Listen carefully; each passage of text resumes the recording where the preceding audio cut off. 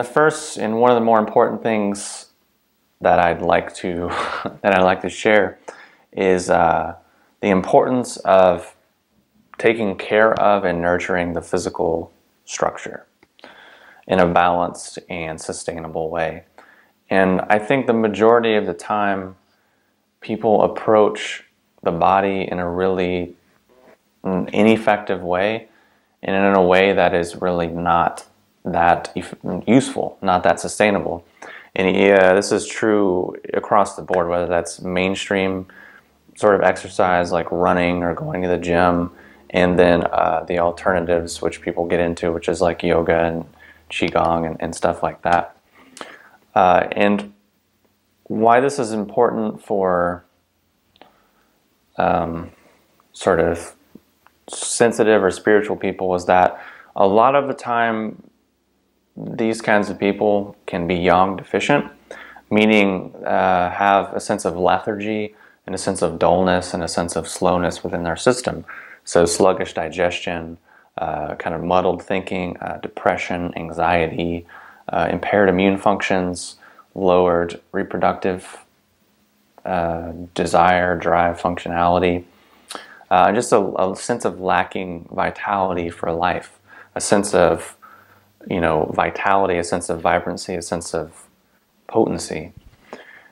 So what happens is we're already kind of lacking that, and then we're reading a bunch of spiritual stuff, and if we're going to do an exercise thing, we usually think we're going to just do like yoga or qigong or something, because we think, well, like that's spiritual, and like I'm spiritual, or I'm sensitive, or I'm energy, whatever, so that's what I should do. And that's actually a lot of times harmful and not helpful for the person. And what I mean by that is basically if you're already dull, you're already lethargic, you're already really going in that direction, the odds are is that you're going to think more of that is progress. So you're going to do your meditation, you're just going to get more like lethargic, you're going to just be more stationary, you're going to do more sitting, you're going to do more like rigid movements. And that's actually not really what the body needs.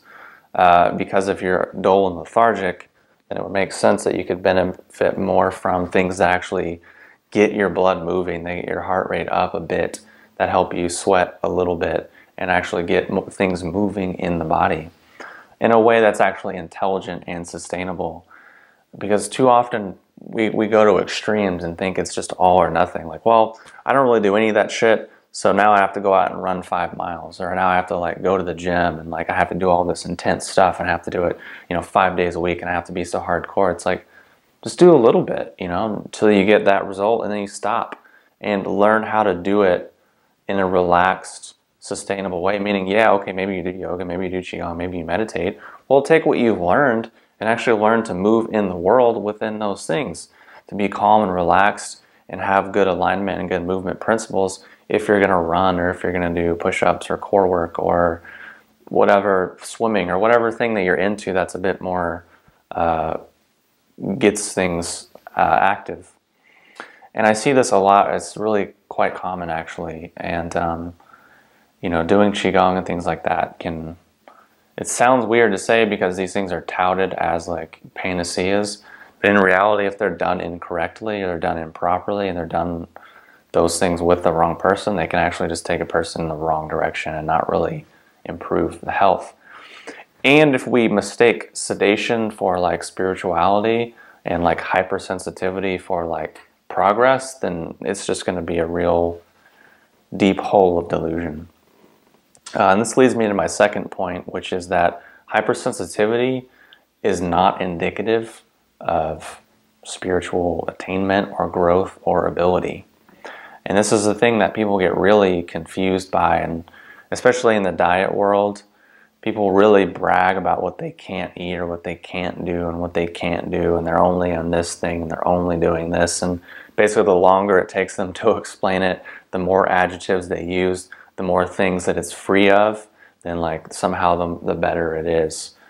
When in reality, most of our ideas about diet, most of our ideas about spirituality, most of our ideas about exercise as well are highly naive, idealistic, and arrogant. They are those things because they're largely based in Victorian kinds of ideas. They're largely based in puritanical kinds of ideas, salvational sort of ideas, which we've inherited and been given by however long our culture has been operating. And that's been put into our belief system, our operating system, and we just keep spitting it out without ever realizing that we're just doing that, which is fine if we want to just do that. But if we're going to claim to do yoga, we're going to claim to do meditation or anything from other cultures, then it's really not going to work under those contexts, because it's like a square peg in a round hole. It's just different. It's not in the cosmology. It's a whole different worldview. And those ideas show up within the natural health thing, within the spiritual thing, and people say it's alternative, but it's actually just monotheistic religion under different guise, which is fine, and there's nothing wrong with it. That's what you want to do. But if you want to do something different, then it might be useful to actually do something different. So the first point is actually take care of your physical body, which, yes, includes eating well and exercising well and taking care of your body and like sleeping and these basic things. And I say that just because a lot of people that are just not healthy, they're like not in shape, they're not fit. Like, we need some degree of physical fitness to be healthy. We don't need like extreme amounts, but we need some, just a sense of comfort and fluidity of motion and range of motion within our structure is kind of useful. It's kind of helpful. And then second, hypersensitivity is not an indicator of health or attainment or progress. It's usually an indication of the opposite. Third point is that our imagination does not equal reality. And largely what happens is, well, I guess the biggest thing is that in a sense, human nature in modern times just naturally lives in the imagination. That's just kind of our conditioning. So this is a general point that can be applied really across the board, but it's even more relevant when we start really making our imagination even more grandiose with ideas like this, such as, high spiritual whatever, or I'm empathetic, or I'm so sensitive, or I have psychic abilities, whatever. A lot of times we live in our imagination because of trauma and because of denial, because we're not really within our actual experience, which isn't really physical, it isn't really energetic, it isn't really spiritual. It has aspects of all those things, but it's actually something bigger and greater, which is why we can use so many words to describe it, and then none of them really make a difference. And this is also why a lot of people get attracted to alternative sort of spiritual things. And honestly, the majority of times people get into this stuff because they want to like heal or get over something, but that never actually happens because we're never actually present to or with what that thing actually is. We don't actually understand it, and maybe we're just trying to blindly follow a rule or blindly follow a dogma because we think it will deliver us, which again is just monotheistic religion. It's just Christianity. It's just Victorian puritanical salvational thinking, which if you're quite happy with the state of the world and how you feel right now and how everything is, then don't examine it and don't take it any further. But if you're not, then maybe do it. I don't know. So the other thing that this will lead me to is that the majority of people that self-identify with these things are actually not these things, meaning they say they're empathic, but they're not. Say they're like highly sensitive, but they're not, or have psychic abilities, but they really don't. And this is because of this sort of traumatized kind of denial sort of mindset. And the majority of the time, what is really showing up in this world is just a lot of delusion and arrogance and ignorance that's masquerading as something else. When it's just, and that's largely probably why most people would laugh at these kinds of worlds and why most people don't really take it too seriously. Things are kind of changing now a little bit because yoga and meditation are getting so popular, and people think that's really like a great thing, and like, yoga and meditation are being like really widely accepted and it's going to change the world. But really, the reason why it's so popularly accepted is because it lacks potency. It's because it lacks real tangibility with its results. Because things that do that aren't really that out in the world. Or they probably wouldn't be that allowed in the world. Or there would be a huge amount of controversy and a lot of shit surrounding it. Or, as it's usually been, it's been sort of reserved and kept back and only given like on a very limited basis. And that's not to say that there isn't profound benefit to be had for relaxation, for stretching and physical fitness, because obviously there is, because it's what my first point was just that. But we shouldn't necessarily confuse that with spiritual whatever. And an important thing we have to wrap our heads around is that our culture is very immature. Our culture is very childish. Our culture is very adolescent and impoverished. So basically, we've been conditioned to live like peasants. We've been conditioned to think peasantry is royalty. And this is largely because if you look historically how our societies have been set up, it's been feudalism. And it still is feudalism today, even though it looks like it's, democracy or something like that. Like if you actually investigate it, you can see that it's still just feudalism. And that's basically been the human genre for most of history, and that we've been peasants, most of us, for human history. But now, because we have toys, because we have material, the idea or the illusion of material affluence, we think now all of a sudden we're royalty or we're gods now or we're kings and we have all this power. It's really not the case. Now we might have that capacity, but that's going to be contingent upon actually recognizing our actual conditioning and the psychological prison that we've been sort of born into. So we're conditioned to basically live like peasants and think table scraps from like the high table is like riches and wealth and spiritual whatever. So basically what I'm saying is what shows up in the world most of the time as like high whatever is just scraps. It's just leftovers. It's just really a fraction of a fraction of a fraction of a fraction. And we grab a hold of that because we're in such a traumatized, impoverished state, and we glorify it. We glorify like our own imprisonment. We glorify the root of our own suffering. And it's really interesting because people are really afraid, like really afraid of clarity, really afraid of like drawing a line and making a decision. It's kind of like if you go out to dinner with friends and like, what do you want to do? Oh, I don't know. Oh, I don't know. Where do you want to go? Oh, I don't know. Wherever you want to go. Oh, well, what do you want to do? Oh, I don't know. It doesn't matter. Like, to get someone to a place to say, no, I'm going to make a decision. This is what I'm going to do. We're all a little bit afraid of that. We're all a little bit uncomfortable with that. And even within our own lives, to draw a line, to have a distinction, we're really afraid of that. It's really like, it's kind of taboo. Or people do it in a really rigid, arrogant, sort of ignorant way where it's not really based on anything.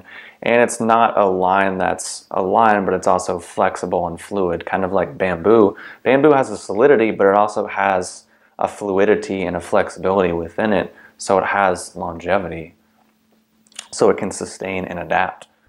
And that's indicative of kind of a healthy way of doing this. So as it pertains to kind of spirituality and sort of religion, we're really conditioned against this.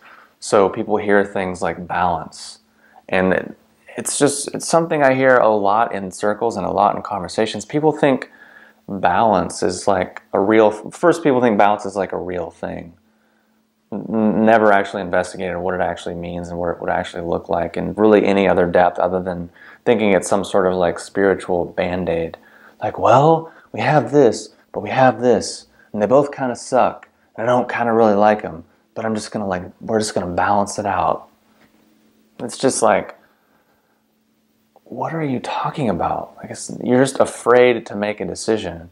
And this also shows up commonly where people are like, oh, well, all spiritual traditions just they have their element of truth, or they have they all lead up the same mountain. They do all these things, and people want just this kind of illusion of oneness that we've been given, which, again, if we inspect it for just a minute, we can see that it's not actually a thing. And if this comes from our conditioning to think we have this individual soul. And I'm this individual soul, and I inherited this individual soul, and this individual soul is going to do this thing, and this whatever. But the reality is that everything that exists is a composite of a bunch of other things. If you want to use the periodic table of elements, you can do that. If you want to use quantum physics, you can do that. And the more our technology evolves, the more we see that particles are made of particles are made of particles are made of particles are made of particles infinitely. The more we look out into space, we can see a similar thing. And then if we look into our own experience, our own body, our own thoughts, our own physical nature, our own whatever, it's a composite of composites of so many other things. This cup, this tea, everything, composites. There's no one thing. And even when you think, oh, I'm having an experience of oneness, there's not one thing in that experience. There's a lot of things in there, and you're just interpreting it in a certain way. And there is kind of a principle of oneness, but I can say with a fair degree of confidence, the vast majority of people on the planet within human history have not actually gotten to that stage of development or process or evolution. And when people say, like, oh, I just really feel my third eye opening or my root chakra opening, no, you don't. It's not real. That's not actually opening because there are clear specific signs and symptoms of those things actually happening, and it's usually in a sequential manner. And I can just say with a high degree of confidence, if those things were actually happening, first, the person probably wouldn't be saying that. They probably wouldn't be in situations or environments where they needed things or catalysts to have that happen. Because to put it in context, it's kind of like this. It's like, yeah, I'm not even going to get into that whole dialogue. I'm going to come back to this shit. All right, so getting back to the point of the video, is point number 4, is that we have to realize that probably for a lot of our life, we've been manipulated through guilt, shame, and fear, and subsequently our boundaries have really been undermined, which this actually does tie into what I was just saying about the inability to draw a boundary, the inability to draw a line, because we're afraid to hurt someone's feelings, we're afraid to offend someone, we're afraid to do something, which again, the reason why we have that fear, the reason why we're not able to be clear or to be definite or to do something like in a full way, in a real way, is because we believe that there's this being that's watching us. And if we don't think it's a being, then we say it's karma. We still think that there's just this moralistic judging force in the universe, and somehow we're going to be a bad kid if we do this thing, and somehow all the bad stuff's going to happen to us and all the good's going to go away, and we're just, again, stuck in this very kind of peasant sort of behavior. And it's really interesting that that's what we idealize. We take this paradigm, which is sort of feudalism, which basically manifests and shows up as monotheistic religions and spiritual traditions, which are historically mostly been used to control and repress people, and we idealize them. So we're idealizing the very source of our deficiency, and thinking that if we just do the deficiency, or we just follow the deficiency's rules, that it will lead us to the salvation from the deficiency, which is an interesting proposition. And it's, if you want to look in modern times, that's basically how propaganda works from governments. It's basically how media manipulation works. Is like, I need to make you feel insecure so I can sell you this product that will make your insecurity go away. But it's like, wait a minute. If I didn't feel insecure already, I wouldn't need this product. So it's like they're creating the problem to sell you the solution, which the solution doesn't actually solve the problem. It just tends to make the problem worse, because you buy the product because you felt insecure. You feel good for a little bit, but then they come out with version 2.0 and you're like, fuck, I gotta get the new version. I mean, everyone else has the new version. I don't have the new version. Or maybe you make more money, so you have to get the version that shows that you have more money. Or, you know, you've had some profound breakthrough insight, so now you're level 3 in your yoga system, or now you can do this posture in your yoga system, and now you're way more, you know, advanced and you're way more spiritual. It's the same game. So it's really interesting how we sort of are conditioned to idealize that. So long story short, that's a really important point, is getting in touch with our boundaries and realizing how, when, and where we are allowing ourselves to be manipulated and conditioned through guilt, fear, and shame. And these 4 things, along with whatever other random shit that I've said so far, can probably be pretty helpful to cut through the malaise, cut through the apathy, cut through the depression and the dullness that we're feeling, and that is causing us to not be as abundantly who we actually are.